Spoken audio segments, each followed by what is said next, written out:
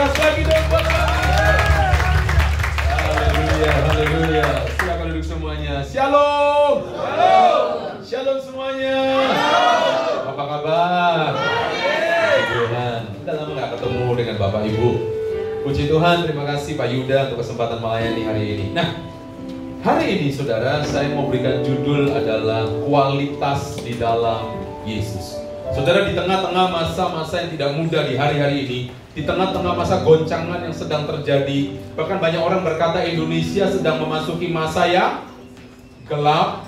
Saya berdoa Anda bukan lagi ada di masa yang gelap. Keadaan boleh gelap, keadaan bisa tidak menentu, tapi Tuhan selalu memberikan janji yang besar dan nyata dalam hidupmu. Yang saya dikatakan, yuk, saudara buka Alkitab Anda. Di tengah masa penuaian ini, Ulangan pasal 11 ayat yang ke-11 berkata, Ulangan 11 ayat 11. Ulangan 11 ayat 11 tuh. Ini menjadi ayat emas di mana Anda dan saya ketika memasuki masa penuaian yang besar di hari-hari ini. Saudara, Tuhan sudah berpesan bahwa Anda dan saya sedang dibawa Tuhan pindah dari Anda di padang gurun yang cuma berkata, Tuhan mana mananya, mana airnya, mana dagingnya. Tuhan akan bawa Anda ke situasi yang baru, yaitu tanah perjanjian. Tuhan sudah siapin yang namanya susu dan madu, dan jumlahnya itu berlimpah-limpah. Yang setuju katakan amin. Saudara, tetapi ketika Anda dibawa Tuhan pindah dari situasi mana menuju tanah yang berlimpah susu dan madu, Tuhan mau ingatin ini. Yuk kita baca dulu Ulangan 11 ayat 11, baca dengan suara kuat. 1, 2, 3, go. Tetapi negeri kemana kamu pergi untuk apa? Mendudukinya. Ialah negeri yang bergunung-gunung dan berlembah-lembah, yang mendapat air sebanyak hujan, yang turun dari mana saudara? Dari langit. Saudara dan saya akan melihat begini saudara. Di masa 2025 banyak orang berkata, Pak, kok resesinya makin kelihatan ya? Kok goncangannya makin terlihat ya? Belum lama ini kita banyak digonjang-ganjingkan, dolar naik, orang rebutan emas saudara. Padahal emas Yuda lebih gede gak direbutin saudara.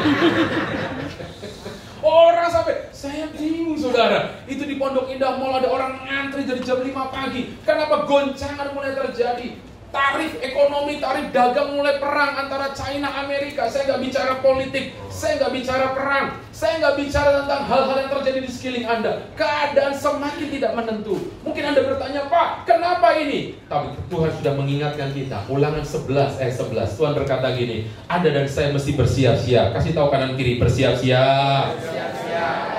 Siap kemana, Pak? Karena tanah yang Anda akan masuki dan duduki bukan tanah yang mudah. Tanah yang bergunung-gunung, berarti ada tantangan-tantangan yang besar. Anda akan melewati lembah-lembah, mungkin kesulitan-kesulitan yang tidak biasa. Tapi percayalah, bagi orang lain melihat gunung dan lembah itu menakutkan. Tapi bagi WTC jemaat yang ada di Cilegon ini, Anda akan melihat gunung-gunung dan lembah. Ini adalah penuaian yang terbesar. Ini adalah masa janji Tuhan digenapi. Yang percaya katakan.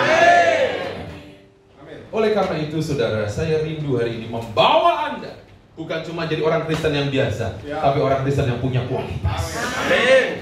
Kalau orang Kristen biasa ya gampang jadi Kristen yang cengeng. Dikit-dikit nyerah, dikit-dikit quit, dikit-dikit ngambek, dikit-dikit mana ada Tuhan. Saya berdoa, jemaat WTC Cilegon, boleh ada masalah, boleh ada tantangan, boleh ada penderitaan, tapi jemaat yang ada di tempat ini, muka-muka saudara yang ada di tempat ini, Anda menghadapi tantangan bukan kecewa sama Tuhan, tapi akan berkata, Tuhan, aku bersyukur menghadapi kuliah, karena sebentar lagi promosi akan datang, sebentar lagi ada anugerah yang akan hadir dalam hidup Anda. Tepuk tangan dong yang paling kuat buat Allah kita. Amin saudara. Amin saudara. Amin. Makanya mesti punya kualitas. Saudara nyari barang kualitas hari ini gak gampang loh. Tadi pagi saya bilang, ada tante-tante cerita-cerita sama saya umur 68. Aduh, Dek, nyari barang itu mesin cuci. Merek apa, Dek, yang paling bagus? Saya gak tahu tante merek apa yang paling bagus. Kenapa? Dia bilang dulu kalau tante muda, dulu waktu dia masih muda. Mesin cuci bisa pakai 20 tahun. Sekarang deh, mesin cuci merek apa aja 3 tahun jebol ganti lagi. Ya saya bilang tante kalau lama-lama pabriknya nggak ada lagi tante. Ini aja PHK di mana-mana tante. Loh memang saudara, produk zaman dulu tahan-tahan ya Pak ya?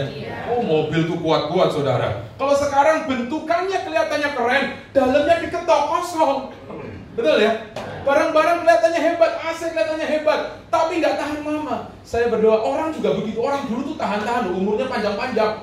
Sekarang umurnya pendek-pendek sudah. Tapi saya nggak bicarain umur, saya nggak bicarakan produk. Saya bicara kehidupan kekristenan saudara. Saya berdoa, kualitas hidup Anda bukan cuma kelihatannya orang berkata, kamu Kristen ya? Tapi saya berdoa, Anda bukan cuma dikenal sebagai Kristen, tapi Kristen yang punya kualitas. Sehingga hidupmu punya dampak buat orang lain. Hidupmu jadi berkat minimal nomor 1 buat keluargamu, buat anakmu, buat suamimu. Nanti jadi berkat buat tetanggamu, jadi berkat buat komunitasmu. Dan itulah yang Tuhan mau. Dari tempat ini bangkit penuai yang tangannya terampil, yang tangannya punya kualitas. Nah, saya ngajak Anda buka Alkitab dulu yuk sama-sama. Yeskiel pasal 37. Yeskiel pasal 37 ayat 1 sampai dengan ayat 10.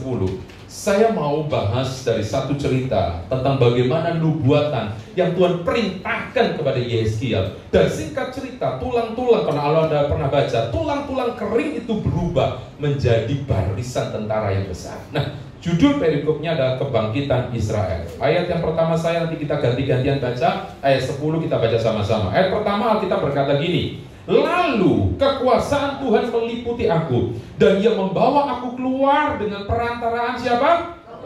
Rohnya, dan menempatkan aku di tengah-tengah lembah, dan lembah ini penuh dengan apa? Saya nanti kalau Anda baca beberapa ayat, saya potong-potong sedikit-sedikit sebelum nanti saya masuk ke dalam beberapa hal yang akan saya sampaikan.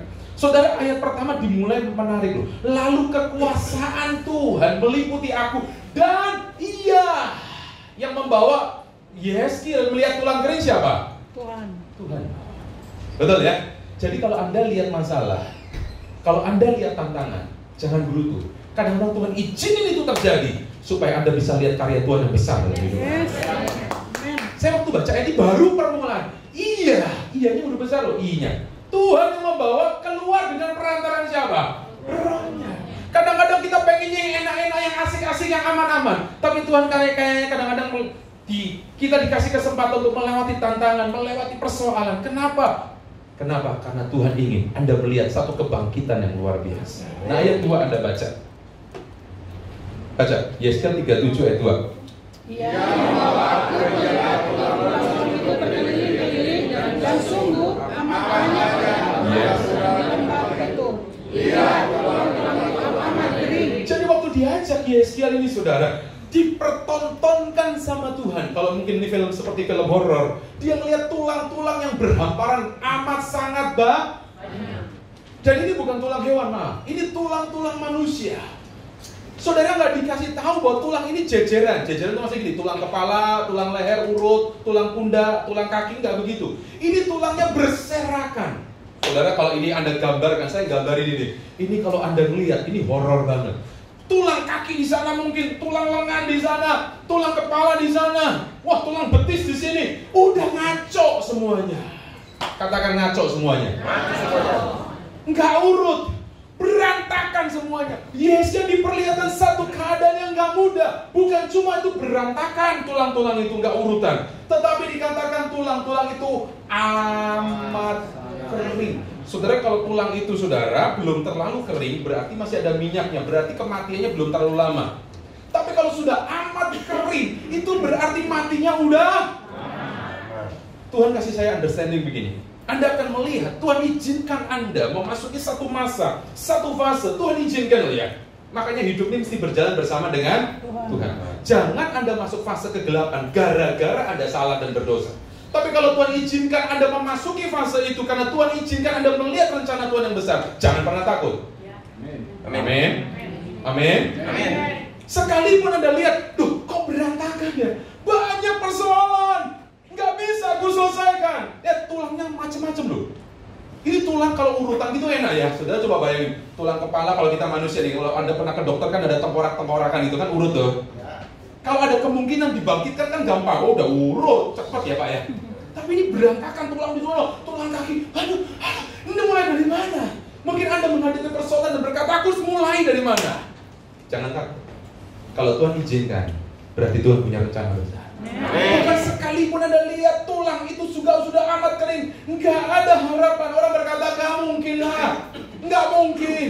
Saya mau bilang buat Anda, sekalipun orang di luar sana berkata tidak mungkin, orang lain berkata itu mustahil, bersama dengan Tuhan selalu ada kemungkinan. Amin.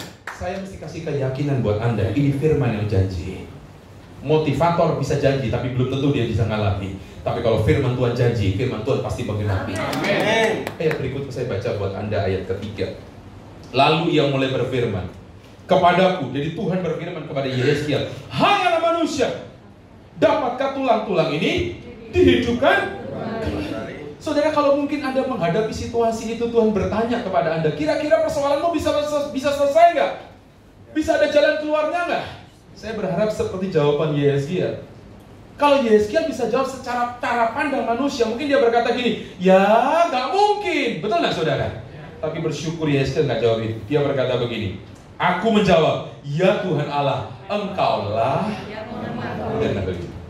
Dengerin ini, waktu saya membaca firman ini, saya tuh kok percaya gini, nggak ada hidupmu yang tanpa kontrol Tuhan. Amin. Bahkan setiap detik langkahmu, kakimu jalan, selama hidupmu berkenan, Tuhan tuh tahu apa yang Anda lakukan. Amin. Makanya jangan berbuat dosa, jangan suka bohongin orang, jangan. Kenapa? Karena Tuhan tuh tahu setiap langkah kaki Anda. Tuhan tahu siapa Anda. Orang lain gak kenal Anda, tapi Tuhan tahu persis siapa Anda. Amin. Makanya Yehezkiel berkata gini, Engkau Tuhan yang tahu. Jadi artinya apa? Kalau aku menghadapi persoalan, Engkau Tuhan yang maha tahu. Aku punya Tuhan, bukan cuma Tuhan yang maha tahu, aku juga punya Tuhan yang maha besar, yang sanggup untuk menyelamatkan, yang sanggup untuk membangkitkan. Ayat yang keempat, Anda baca gantian. Lalu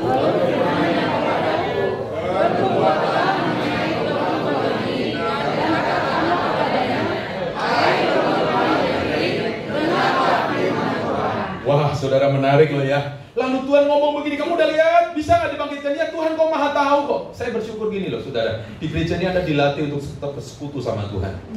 Sehingga Anda bisa berkata, apa saja yang terjadi dalam hidupmu, Tuhan itu maha tahu. Lalu Tuhan kasih perkataan, kasih nubuat. Hai tulang kering, hai tulang-tulang kering, bangkitlah, dengarkanlah firman. Saudara, Yehezkiel melakukannya. Dan apa yang dikatakan Tuhan di ayat kelima saya baca buat saudara, beginilah firman Tuhan Allah kepada tulang-tulang ini, aku memberi nafas hidup di dalammu supaya kamu hidup kembali. Ayat 6.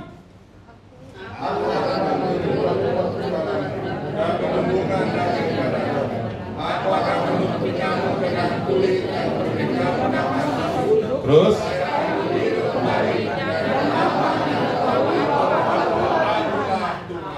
saudara, waktu saya membaca ayat ke-6, Tuhan tuh punya banyak resources, punya banyak sumber daya. Di tempat itu kelihatannya tulang kering, tapi Tuhan bisa tumbuhin urat, Tuhan bisa tumbuhin daging. Anda nggak perlu cari-cari yang lain di luar Tuhan, karena Tuhan punya sumber daya terlalu cukup untuk menolong hidup Anda. Kalau Anda ngandelin orang, orang bisa mengecewakan Anda. Tapi kalau Anda ngandelin Tuhan, Tuhan bisa menolong dengan banyak cara. Ayat ke-7 saya baca buat saudara. Lalu aku bernubuat seperti yang diperintahkan kepadaku. Dengan segera sesudah aku bernubuat, kedengaranlah suara sungguh-sungguh, suatu suara yang berderak-derak. Tulang itu mulai bertemu satu sama lain. Saudara, mulai dia berkata, bukan ngomong asal, tapi Yehezkiel bernubuat sesuai dengan apa yang Tuhan berikan, perintahkan. Tulang itu mulai jalan, saudara. Saya mulai ngebayang, ini bayangan saya, tiba-tiba tulang kepala jalan, tulang lengan, ngeri juga nih, kebetulan juga nih. Ini kayak kuburan langsung terbuka semua. Ini ngeri banget. Tapi saya mau beritahu buat Anda, kalau Anda bernubuat, yang mengerjakan itu bukan kekuatan Anda. Saya ulang, kalau Anda memperkatakan firman, firman itu yang akan mengerjakan dalam hidup Anda. Anda cuma kagum, betul nggak saudara? Kok bisa? Orang lain juga berkata, saya berkata begini, tahun 2025 Anda akan banyak tercengang-cengang melihat cara Tuhan bekerja dalam hidup Anda. Bukan caramu yang memampukan, tapi cara Tuhan yang akan memampukan saudara, memampukan keluarga Anda, memampukan pekerjaan Anda. Yang percaya katakan amin. Saudara, ayat yang ke-8, coba perhatikan. Anda baca, sekarang gantian Anda baca.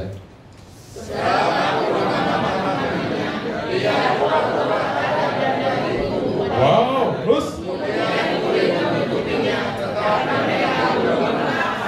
Wow, keren banget ya.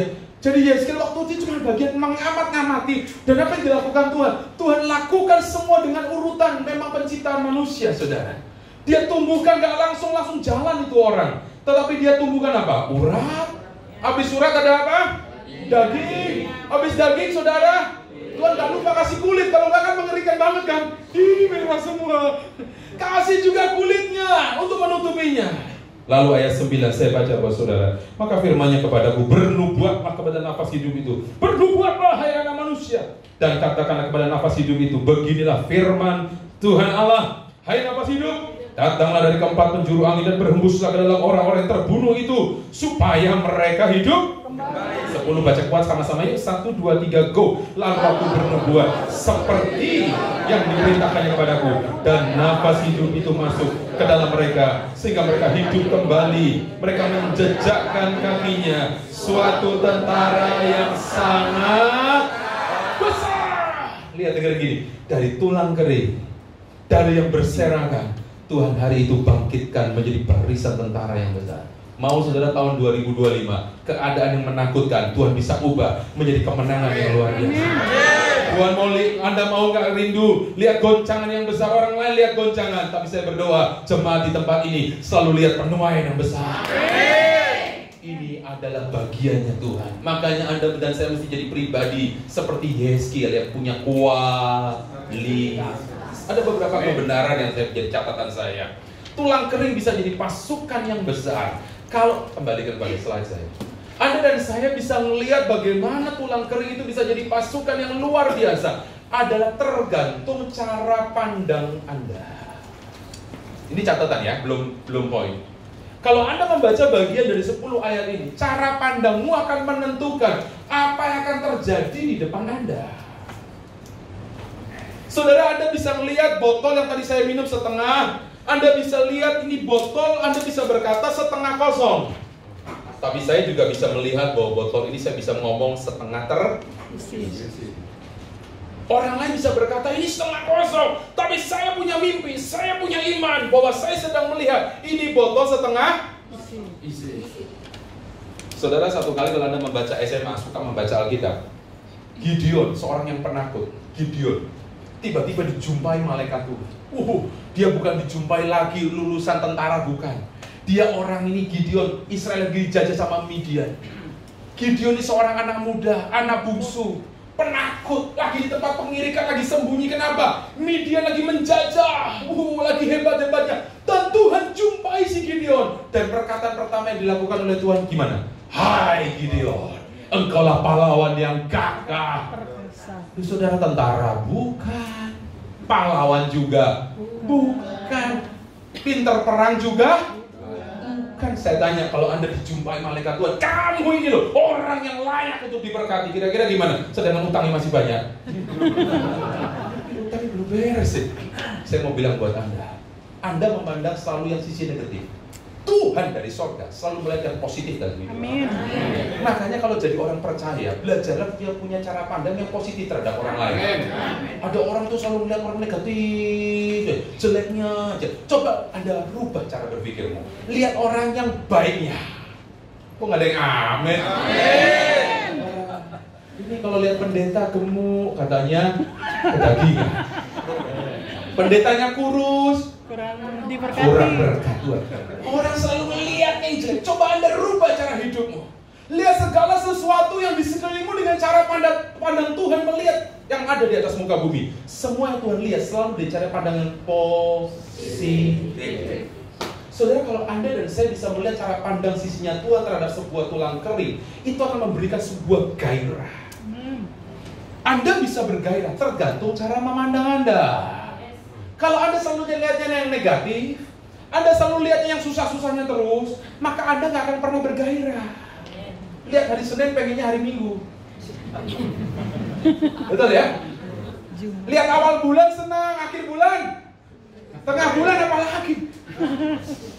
Saudara, hidupmu itu bukan tergantung situasi. Tapi coba Anda berpikir gini, cara pandangmu melihat sesuatu hari ini harus dengan cara pandang sorga melihat. Amen. Gideon belum perang, Tuhan udah bilang ini pahlawan gagah perkasa.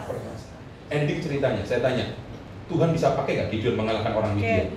Gak main-main. pasukan cuma 300. Ini 300 ya mungkin kalau lihat jemaat BTC Cilegon kali Pak ya, anggaplah 300 orang total sama anak-anak gitu. Mengalahkan 120.000 orang. Wow. Beneran Alkitab yang bilang itu berapa persen Pak Yuda? Matematikanya kan pinter, Bapak dulu kayak juara Olimpiade. Atau Pak Narso yang dulu pinter matematika nih kayaknya. Kayaknya Pak Narso. 3%. 300 berbanding 120.000. Saya tanya, berapa persen itu? Aduh Pak, ngitung aja nggak terhitung Pak. Kecil banget Pak. Saya mau bilang buat Anda, cara pandang Tuhan bukan cuma sekedar Anda supaya termotivasi, tapi cara pandang Tuhan memandang hidup Anda. Anda mesti meyakini bahwa di pihak Anda selalu ada Tuhan yang bisa menyertai Anda. Anda mungkin berkata, aku nggak bisa Pak, aku nggak mampu Pak, ini cuma modal kecil Pak, ini sesuatu yang sederhana. Nggak apa-apa, Tuhan nggak pernah cari yang gede-gede, tapi Tuhan cari hati yang mengasihi dia. Tuhan cari hati yang sungguh-sungguh merindukan dia. Dari yang kecil Tuhan bisa buat jadi besar, yang tidak mungkin Tuhan bisa buat jadi mungkin, yang tidak bisa Tuhan akan buat jadi bisa. Tepuk tangan yang paling meriah buat Allah kita. Lebih kuat lagi buat Allah kita. Jangan pernah nyerah dengan apa yang kau tabur hari ini. Jangan pernah nyerah. Jangan gini anak-anak muda, Papa aku nggak punya uang loh, gimana aku bisa sekolah S1? Jangan pernah berkata gitu. Tuhan punya banyak cara untuk menolong Anda. Kalau melayani, ini kansa cuma kecil loh Pak, mana mungkin Pak? Jangan pernah menyerah. Siapa tahu dari satu orang itu, satu kali Anda sungguh-sungguh layani, satu orang ini bisa menghasilkan ratusan cancel dari dia. Jangan pernah menyerah. Satu kali saya membaca sebuah cerita, seorang hamba Tuhan namanya David Flack dari Swedia. Itu kejadian tahun 1921. Dia berangkat ke Zaire, singkat cerita saudara. Waktu dia berangkat ke Zaire bersama istri dan anaknya saudara, dia pikir dia akan melayani di Zaire dengan memenangkan banyak jiwa. Dan selama 5 tahun di Zaire, dia tuh cukup kecewa juga dia. Kenapa saudara? 5 tahun dia nginjil. Di Afrika tahun gitu masuk hutan saudara. Yang dimenangi cuma 1 orang anak kecil. Saudara 5 tahun di Zaire, istrinya meninggal karena malaria. Dia berpikir gini si David Flack, udahlah, ini mah nggak ada untung, nggak ada hasilnya. Kayaknya pelayanan ini akan kosong Pak, nggak ada hasil. Saya tanya, kalau Anda jadi David Flack, kira-kira kecewa nggak lihat keadaan? 5 tahun loh masuk hutan, doa puasa, lakukan yang baik, nginjil udah. Yang dimenangi cuma 1 anak kecil.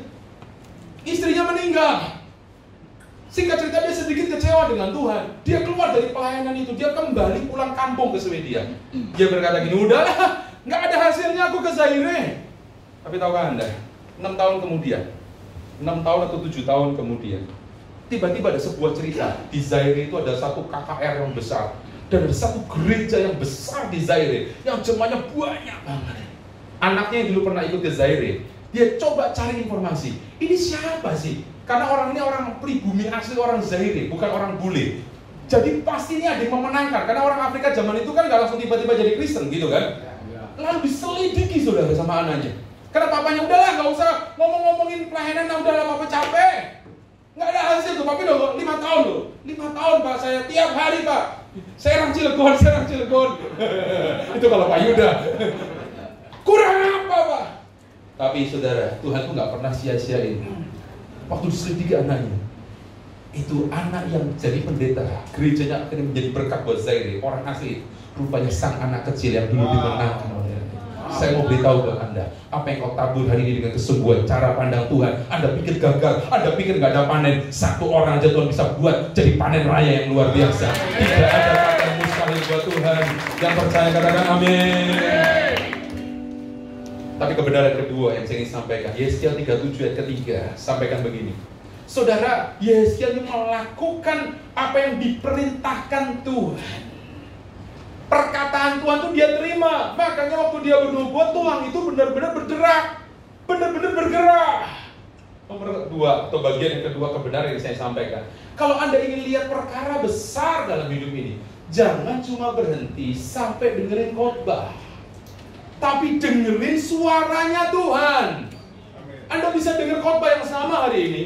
Minggu depan nanti Pak Yuda akan melayani. Anda bisa dengar khotbah yang sama lagi, pesan gembala. Tetapi setiap pesan saya percaya ada sesuatu rema yang Tuhan taruh dalam hatimu sampai jel rasanya. Amin. Kalau Anda datang ke gereja cuma dengar khotbah, bahkan cuma mikirin mana pendetanya yang bagus ya, pendetanya yang lucu. Loh, saudara kalau cuma cari pendeta lucu, pendeta yang, aduh saudara, saya mau bilang, Anda salah. Jangan datang ke gereja, cari rema firman Tuhan. Waktu Anda dapetin rema firman Tuhan itu, Anda jalan dan Anda perkatakan itu, saya percaya rema itu akan mengubah yang tidak ada menjadi ada. Amin. Makanya saudara, jangan Anda sibuk jadi Kristen yang hanya sibuk dengan activity. Saya setiap hari bukan cuma meluangkan waktu, mewajibkan waktu untuk baca firman. Why? Kalau Anda tanya, bukan karena dorongan jadi pendeta, bukan karena dorongan pengerja, bukan, gak ada sangkut pautnya mau pendeta mau pengerja. Saya baca firman karena saya butuh, saya perlu yang namanya rema. Anda bisa baca dari ayat yang sama di Alkitab ini, tapi orang yang satu Tuhan bisa kasih pengertian rema yang berbeda, dan yang satu bisa dapat pengertian rema yang berbeda. Itu hebatnya luar biasa. Kalau Anda pengen lihat tahun 2025 perkara-perkara besar, jangan pernah sepelekan waktu Anda datang ibadah. Amin. Amin. Jangan cuma gini, dengar khotbah, kapan selesainya? Jangan gitu. Nggak selesai sih pendetanya. Saudara jangan gitu. Siapapun yang khotbah, ini pendeta kok nggak ada seru-serunya? Loh, Anda cari pendeta seru-seruan atau apa sih? Ini pendeta kok nggak ada lucu-lucunya? Emang pendetanya suruh jadi itu toh, stand up comedy gitu kan? Jangan cari itu. Yang Anda mesti datang ibadah, Anda siapin hati. Amin. Datang ibadah itu jangan buru-buru, tapi siapin hati. Tuhan, ngomonglah buat aku seperti Yesaya. Ngomong Tuhan, hari ini Tuhan mau ngomong apa buat aku, supaya aku pulang dari tempat ini. Aku punya rema itu, dan Anda pakai rema itu waktu Anda di bisnismu selama seminggu. Anda pakai rema itu selama Anda bekerja. Waktu Anda pakai remamu untuk melayani di Kersel. Anda pakai remamu untuk Anda hidup berbahagia di tengah keluarga. Amin. Perkara besar akan terjadi. Bukan cuma dengerin khotbah Anda selesai, lalu ditanya, tadi khotbahnya apa? Lupa. Apa ya tadi ya? Apa ya? Bukan begitu. Tapi Anda tahu, aku dapat rema. Makanya kenapa gembala kita kasih outline? Kenapa Anda dikasih outline? Supaya nyatet. Bukan supaya menghabiskan energimu, bukan. Supaya waktu Anda nyatet, ada rema yang dapat. Dan saya percaya, bukan logos yang akan membuat hidup Anda berubah, rema yang akan membuat hidup Anda berubah. Tapi kebenaran berikutnya, kalau Anda nanti membaca Yeskiel 37 ayat 4 sampai ke 7, Yeskiel bernubuat pakai mulutnya untuk berkata-kata. Dia nggak nyusun tuh tulang kering dicocokin, mana kepala ya, mana ya tulang kaki ya. Loh, kalau itu mau berapa tahun saudara, nggak habis selesai. Dia cukup ngomong. Tadi kebayangkan tulang itu terbang, mungkin ya. Saudara jangan anggap sepele dengan kuasa perkataan. Amen. Mulut yang Anda katakan, mulut yang berbicara seperti yang Tuhan suruhkan, pasti akan terjadi dalam hidup. Tapi ingat ya, Tuhan suruhin. Kalau Tuhan nggak suruh Anda ngomong, ya nggak jadi apa-apa. Karena apa yang Anda katakan, itulah yang akan terjadi mengikuti Anda. Saya ulangi ya. Apa yang Anda katakan, itulah yang akan mengikuti Anda. Kalau Anda ngomong yang benar sesuai firman, Anda dapat rema, ngomongin itu, maka firman itu akan jadi dalam hidup Anda. Coba praktek nggak percaya. Makanya saudara, setiap kali mesbah doa pagi saya, mesbah doa saya malam bersama keluarga, saya ngomong adalah firman Tuhan, saya ucapin di doa saya adalah firman. Saya dapetin rema, saya ngomongin itu. Walaupun saya belum lihat, saya ngomongin itu. Karena saya percaya ada kuasa dalam perkataan. Jangan Anda anggap enteng dan berbicara Anda anggap Tuhan itu guyonan. Saya tuh ngeri ya, di luar negeri itu ya, orang-orang bule sekarang itu ya, karena udah terbiasa dengan Tuhan, nganggap Yesus itu malah jadi kata-kata umpatan. Bercanda sih, tapi sebenarnya lagi ngumpat. Ngomong Jesus sih, tapi sebenarnya lagi ngumpat gitu. Hati-hati loh saudara. Jangan Anda anggap enteng, Yesus kan sahabat. Iya betul, dia sahabat, tapi dia tetap Tuhan loh dalam hidup Anda. Amen. Caramu menghargai Tuhan adalah Anda bisa berkata-kata yang benar sesuai dengan apa yang Tuhan mau. Amen. Pak nggak boleh guyon boleh. Anda bisa atur, jangan gini loh, ngomong asal ngomong baru mikir. Biasakan mikir dulu, baru apa? Ngomong. Jangan Anda cepat-cepat bernazar. Oh nanti ya Pak, janji. Gak taunya belum terjadi. Anda kenapa ya? Hati-hati dengan perkataan kita. Saudara, ada satu orang dulu namanya Tancredo Neves, calon presiden dari Brazil. Dia berkata gini dengan sombongnya, kalau aku pemilu, dia pemilu saat itu. Ini ada di Google, Anda bisa cari, namanya Tancredo Neves. Kalau aku jadi presiden dan ada 500.000 orang yang memilih aku, dengan nada sombong dia berkata, Aku telah mengalahkan Yesus. Siapa itu? Dan betul saudara, dia dapat suara tuh 500.000 lebih. Singkat cerita. Dia bangga. Berarti apa yang dia ngomong, dia mengalahkan siapa? Yesus. Satu hari sebelum pelantikan, tiba-tiba dia mati kena jantung. Saudara jangan pernah Anda pikir siapa Yesus, Anda menengah dan nantangi Yesus. Saya mau bilang, apa yang kau ngomong itu Tuhan akan genapi dalam hidup Anda. Kalau Tuhan berkati Anda tetap mengucapkan kata-kata syukur.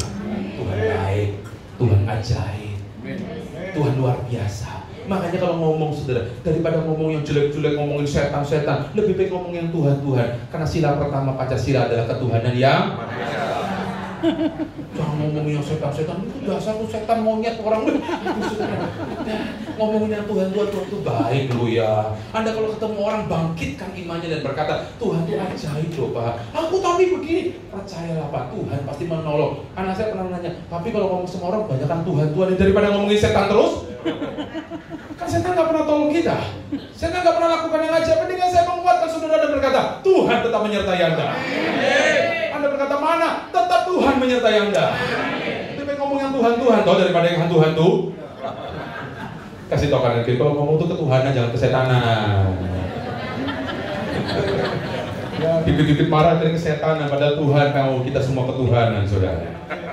Dan bagian yang terpenting juga dalam 10 ayat yang tadi kita baca, Tuhan itu kalau mengizinkan sesuatu perkara besar terjadi, Tuhan gak langsung lihat tulang itu berubah jadi manusia.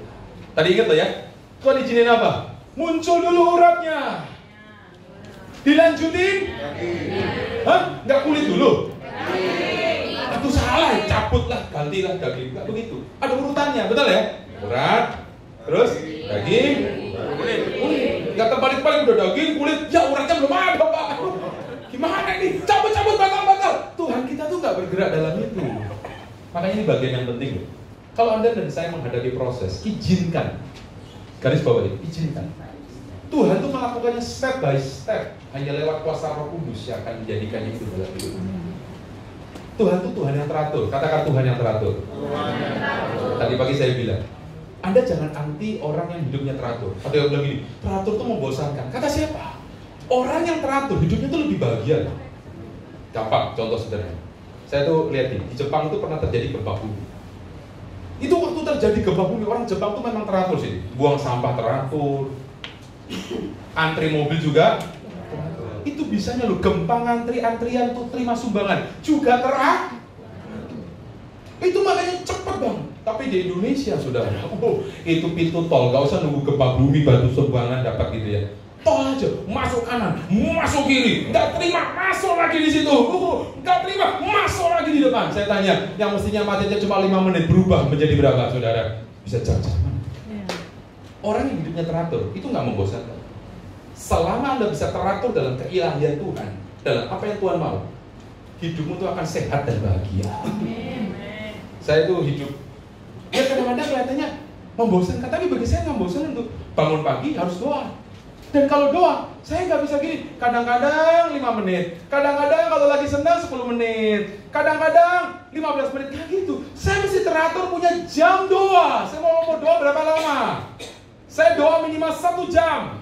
Saya harus ambil waktu 1 jam. Mau di luar negeri, mau di luar kota, mau dalam kota. Nanti siang mau meeting. Saya harus atur, saya set waktu saya harus berdoa minimal 1 jam.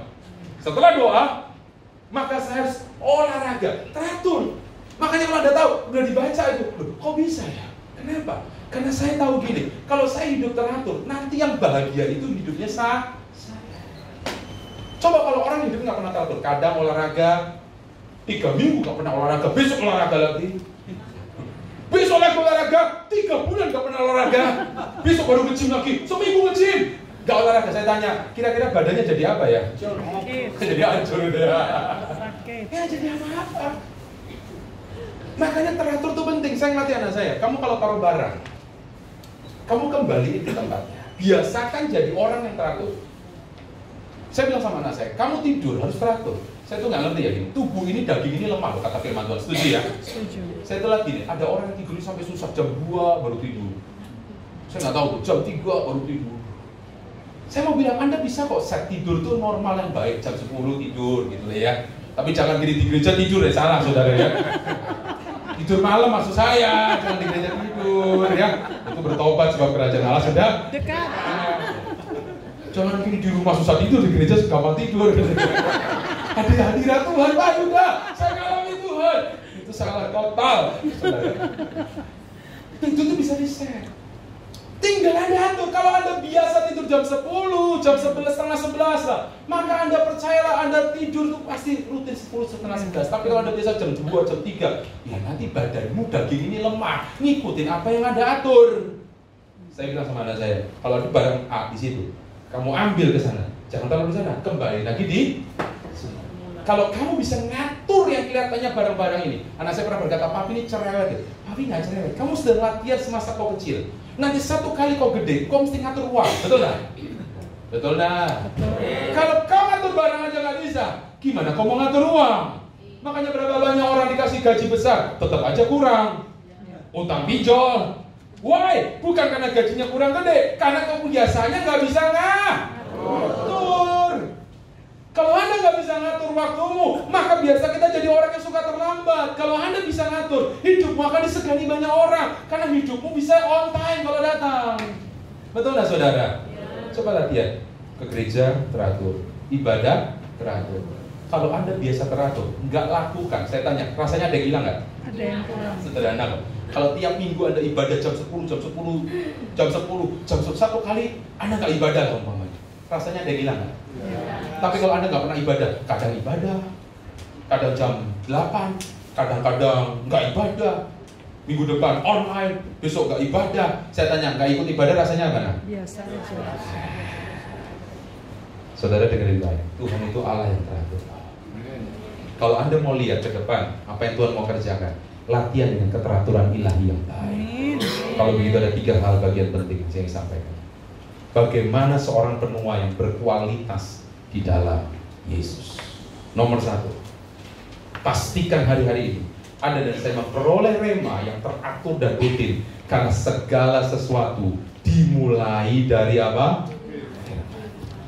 Udahlah percaya, bisnismu mau diberkati bukan karena koneksimu.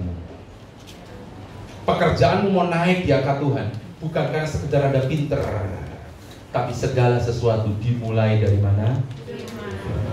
Semakin Anda banyak tahu firman dan melakukannya, maka firman Tuhan menjadikannya dalam hidup Anda.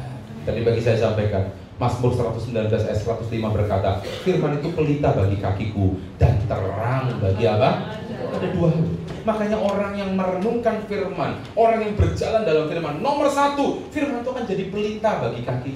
Anda pernah lihat anak kecil yang pakai sepatu umur 2 tahun, 3 tahun yang ada lampunya begitu? Kalau jalan cit, kalau Pak Yuda pakai itu kayaknya nggak lucu banget gitu kan? Di gereja khotbah lampu. Ya kalau anak cucunya boleh ya Pak ya. Kalau Pak Yuda sih jangan lah ya. Kan nggak lucu toh, umur 60-an pakai sepatu caci. Walaupun generasi muda. Tapi saya mau lihat gini, kenapa anak kecil kok ada lampunya? Minimal kalau listriknya padam. Nah itu kelihatan, betul nggak? Kalau nggak ketatap sana, ketatap sini, nabrak sana, nabrak. Nomor 1 dengerin baik, orang yang berjalan dalam firman, Tuhan akan pelihara hidupmu setiap hari.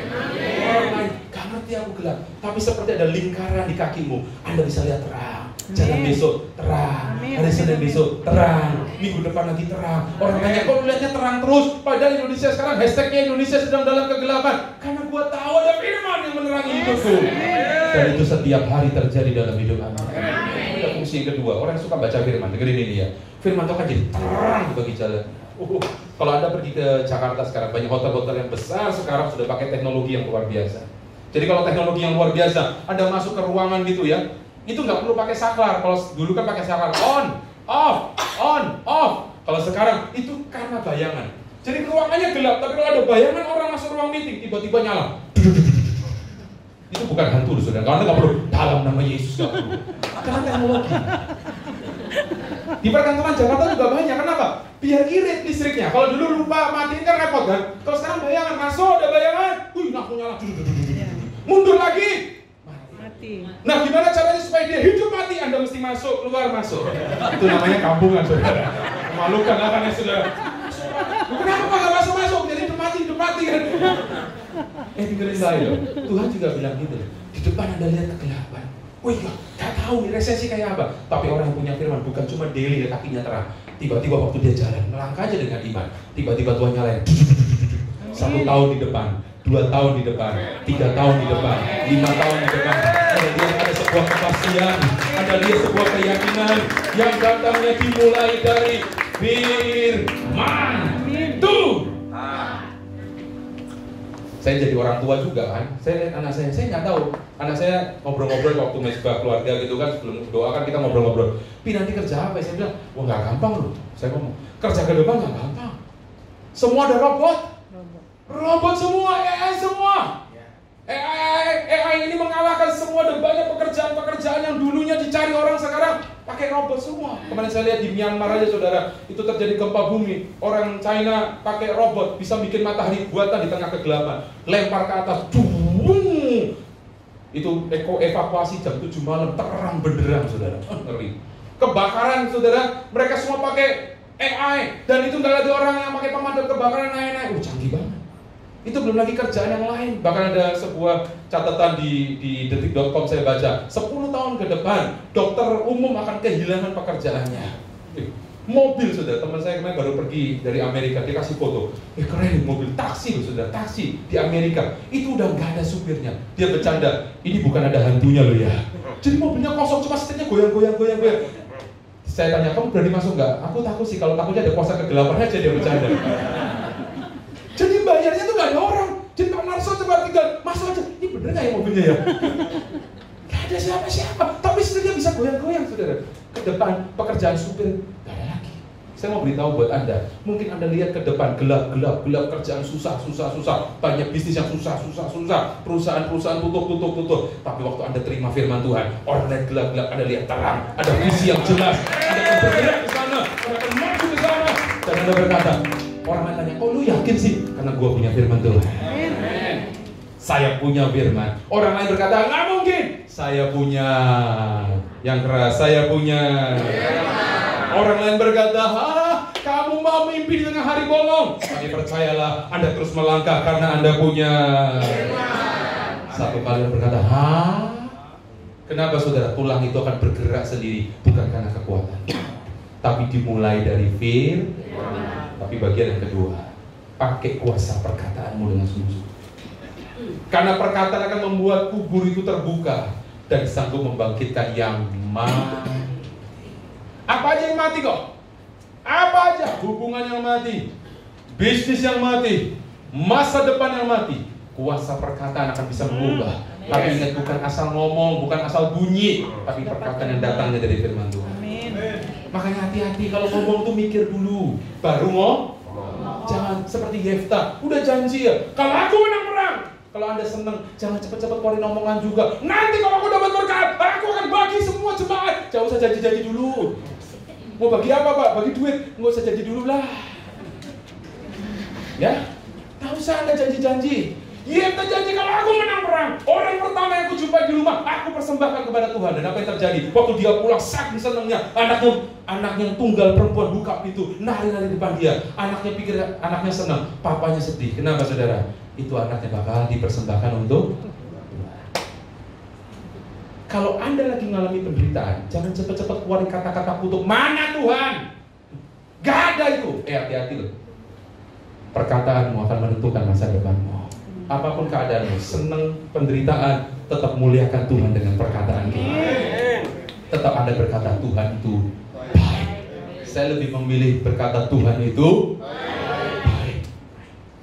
Ada satu teman bilang, aduh, bisnis memang lagi lesu ya, penjualan lagi berat ya. Iya, memang kenyataan saya bilang iya, tapi saya percaya Tuhan tetap baik dan Tuhan tetap pasti akan menolong. Puji Tuhan. Lalu dia berkata kepada saya, puji Tuhan. Kalau Pak Pendeta ngomong terjadi. Saya bilang bukan masalah pendeta, tapi lebih baik saya ngomong Tuhan pasti tolong daripada setan pasti rongrong. Kamu mau pilih yang mana? Tuhan pasti tolong. Betul nggak saudara? Masa saya ngomong setan pasti rongrong kamu? Kalau dia ekonomi lesu kan? Mau mati tuh omset? Kan saya nggak mungkin ngomong gitu. Saya lebih baik ngomong Tuhan pasti sembuhkan kamu. Pakai perkataanmu. Suami memberkati istri dengan perkataan. Orang tua memberkati perkataan kepada anak-anaknya. Anda memberkati kota ini dan bangsa ini dengan perkataan. Tapi bagian yang ketiga, saudara, Joyce Meyer pernah berkata, words are containers for power. You choose what kind of power that you have. Dalam perkataanmu itu ada kuasa. Pilih kuasa itu apa yang kamu mau bawa. Ada kuasa untuk menjatuhkan, tapi dengan perkataan engkau punya kuasa untuk membangkitkan. Lewat perkataan, engkau bisa kuasa untuk menjatuhkan orang lain. Tapi dengan kuasa perkataan, engkau bisa meninggikan. Pakai perkataanmu untuk hal yang baik dan berkenan. Dan yang terakhir, yakinilah Tuhan. Nah ini penting loh ya. Yakinilah Tuhan bekerja dengan caranya, bukan dengan cara Anda. Karena saya berikan catatan, Anda bukan penasihat ajaib. Penasihat ajaib kita Tuhan Yesus, betul ya? Karena Dia yang membuat dan menjadikan. Tuhan itu nggak pernah salah. Kasih tahu kanan kiri, Tuhan nggak pernah salah. Kalau Anda membaca Kejadian pasal pertama, Tuhan menciptakan langit dan bumi. Pernah nggak Tuhan kebolak-balik? Ciptain ikan dulu. Waduh, baru malaikat tanya, Tuhan, ini ikan ada. Terus akhirnya mana? Aduh, iya lupa. Tarik. Tuhan nggak pernah gitu, betul nggak? Air dulu, baru ada apa? Ikan. Enggak, Tuhan ciptain sapi dulu. Jadilah sapi udah mbek kok sapi sih salah. Rumputnya mana? Aduh lupa. Tuhan nggak pernah lupa. Tuhan kita Allah yang maha tahu. Ingat tadi, Yeskiel makanya sederhana.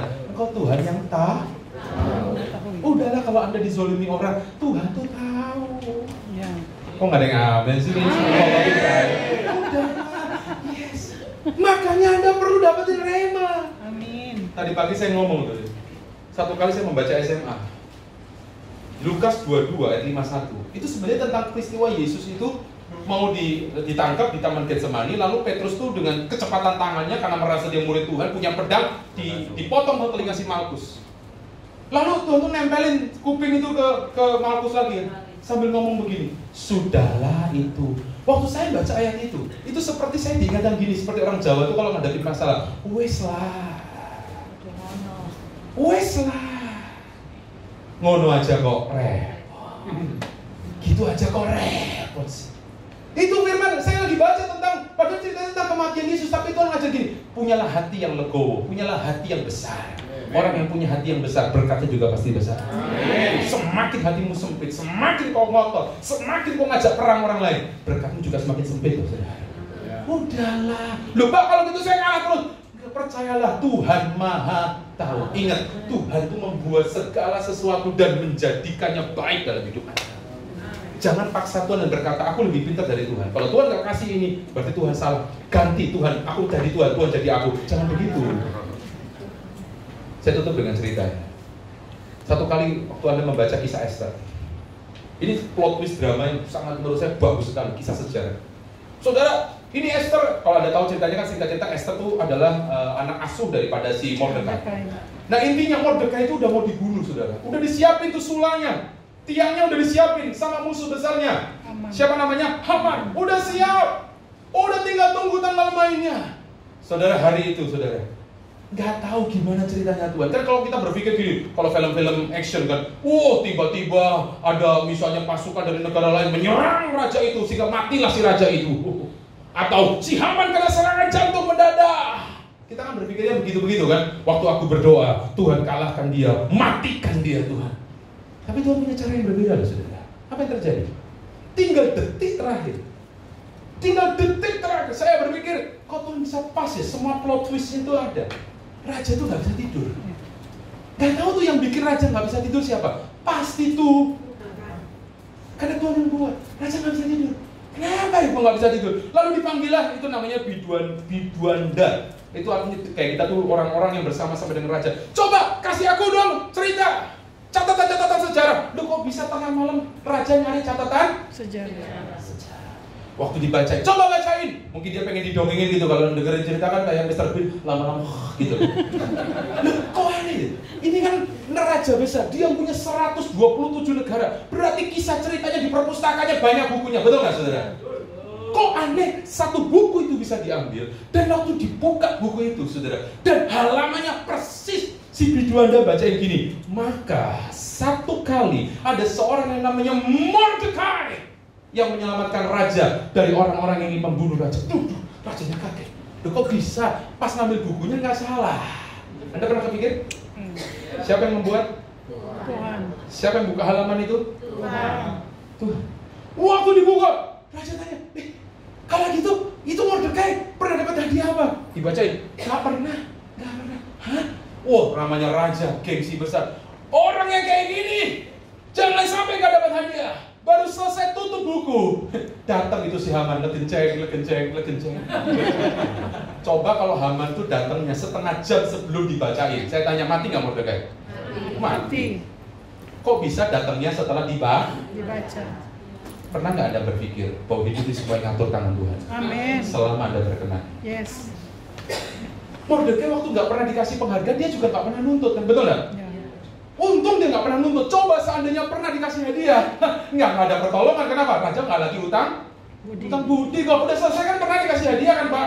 Ngapain lagi dikasih hadiah? Tapi karena belum pernah dikasih hadiah, ya utang budi dong. Ya. Makanya ketika itu Haman datang, dia tanya rajanya, Haman, kalau kira-kira ada orang berjasa sama raja, kira-kira dikasih apa? Haman berpikir dia akan dikasih hadiah. Dia minta semua kekayaan raja, nanti kasih kuda raja, begini, begitu. Dia pikir. Lalu dia dengan sederhana bilang, kasih itu ke Mordekai.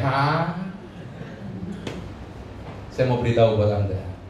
Mungkin Anda berpikir cara Tuhan menolong dengan cara yang ajaib. Hampir, itu kalau film action, udah hampir di ujung itu. Coba kalau datangnya 5 menit di awal aja, rajanya belum tidur, tiba-tiba Haman datang, halo, shalom, langsung ngobrol, mati itu Mordekai. Iya. Karena bukunya nggak sempat dibaca, betul nggak? Iya, betul. Tapi kok bisa ya Tuhan? Pas. Katakan 1, 2, 3. Pas. Yang kencang 1, 2, 3. Pas. Kasih tau kanan kiri. Pas. Pas gak ada duit, Tuhan kasih. Pas gak ada kerjaan, Tuhan kasih Kerjaan. pas. Orang Kristen tuh hidupnya enak kalau pas. Pasan bersama dengan Tuhan. Pas. Ada Tuhan yang tolong, ada orang yang memberkati saudara.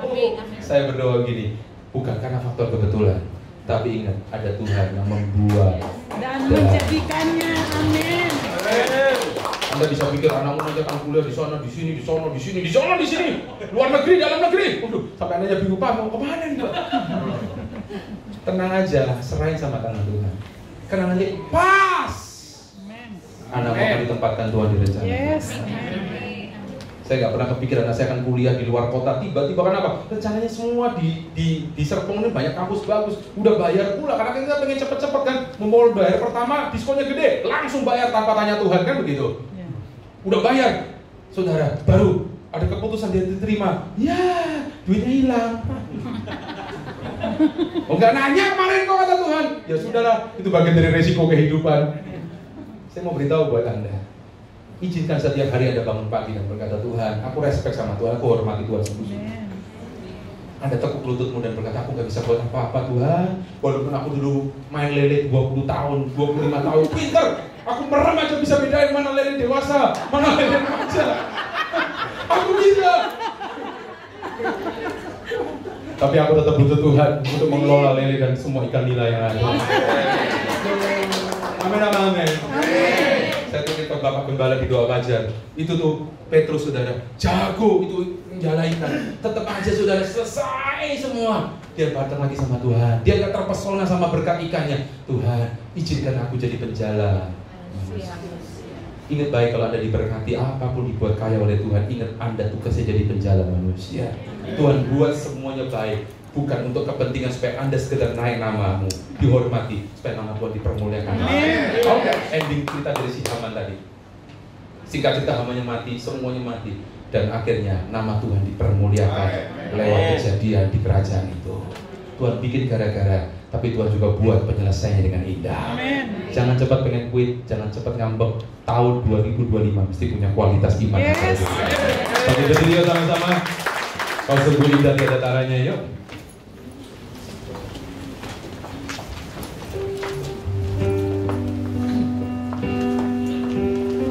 Kami mau menghormati Tuhan dengan sungguh-sungguh ya Tuhan. indah tiada caranya. Sungguh menakjubkan, sungguh menakjubkan, sungguh ajaib, sungguh ajaib dimengerti,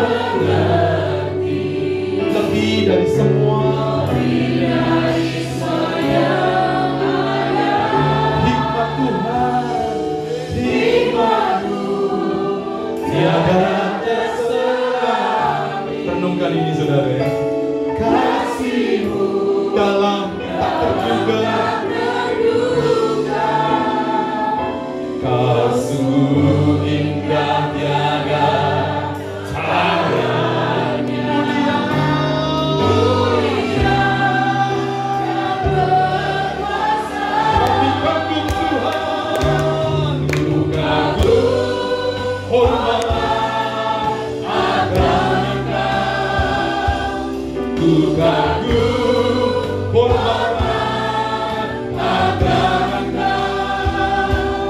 Kau Allah yang layak yang dipuji, Tuhanku akan Engkau. Katakan dari hatimu, Kau sungguh indah Tuhan. Renungkan setiap kata-kata pujian. Sungguh indah tiada caranya. Kalau kau sudah hafal lagu ini, pejamkan matamu sambil kau angkat pujian dari hatimu. Sungguh ajaib dimana. Karena kita gak ngerti jalannya Tuhan, saya pun gak paham. Lebih dari semua yang ada. Yes Lord, hikmat-Mu kata selami buat kami. Karena kami bukan Tuhan. Kasih-Mu dalam tak terduga. Kau sungguh indah tiada tara. Agungkan Dia, Dia mulia dan berkuasa atas langit, atas bumi ini. Hormati Tuhan, kami hormati Tuhan. Engkau yang bisa mengatur waktu, Engkau yang bisa mengatur siapa saja. Tuhan mengatur gunung-gunung, lembah-lembah. Tuhan yang mengatur semuanya. Hormati Tuhan dengan serius. Kami kagum Tuhan. Kami kagum. Engkau yang bisa menyembuhkan dengan cara yang ajaib. Engkau yang bisa mempersatukan keluarga yang hilang. Allah.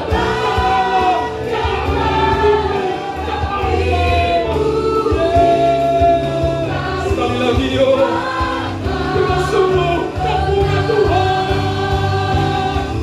Kagum hormat akan Engkau. Kagum hormat akan Engkau. Kau Allah akui ya Tuhan Yesus, Tuhan Yesus yang diberitakan.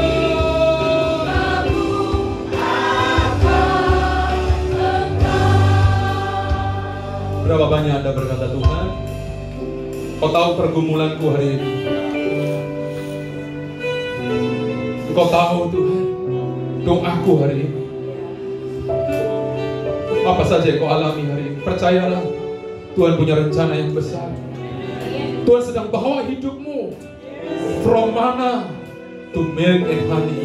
Tanah perjanjian di depanmu, saudara. Hari ini kau datang sama Tuhan. Saya merasakan di tengah-tengah kita ada Allah yang hidup kok. Kau bukan menyembah Allah yang mati. Kau bukan menyembah patung-patung itu yang gak bisa menyelamatkan dirimu.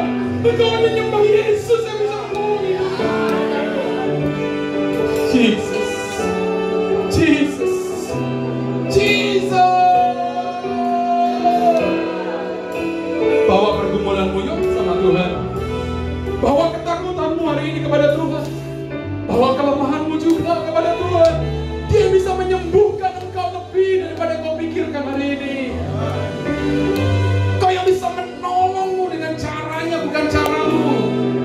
karena Dia membuat semuanya indah pada waktu.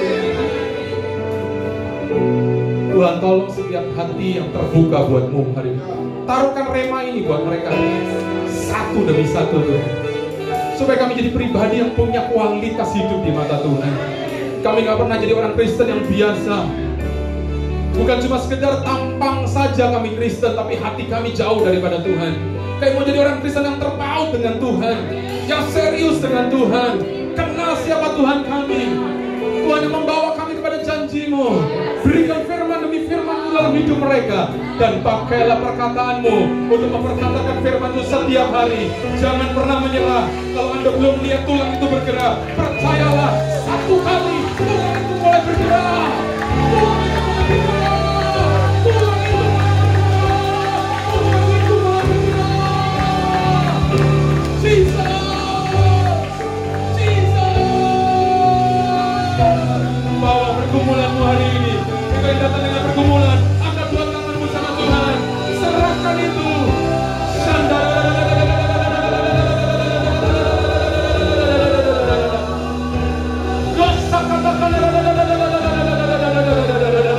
Tuhan, tolong mereka. Hamba gak tahu Tuhan detil mereka, tapi ajari mereka melihat Tuhan yang sanggup menolong mereka, Tuhan yang sanggup menyertai mereka.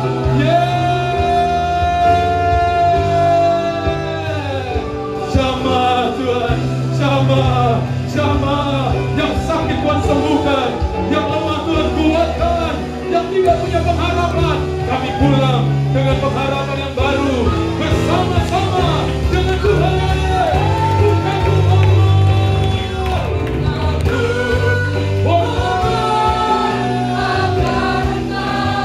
Akui Dia, akui Dia, akui Dia. Kami punya Tuhan Yesus, kami punya Tuhan Yesus yang tidak pernah melupakan kami. Sekali lagi yuk, dari keyakinan hatimu, hai jemaat PTC Cilegon, kami kagum, kami kagum akan pertolongan-Mu Tuhan, buat anak-anak kami, buat keluarga besar kami kagum Tuhan. Allah yang hidup.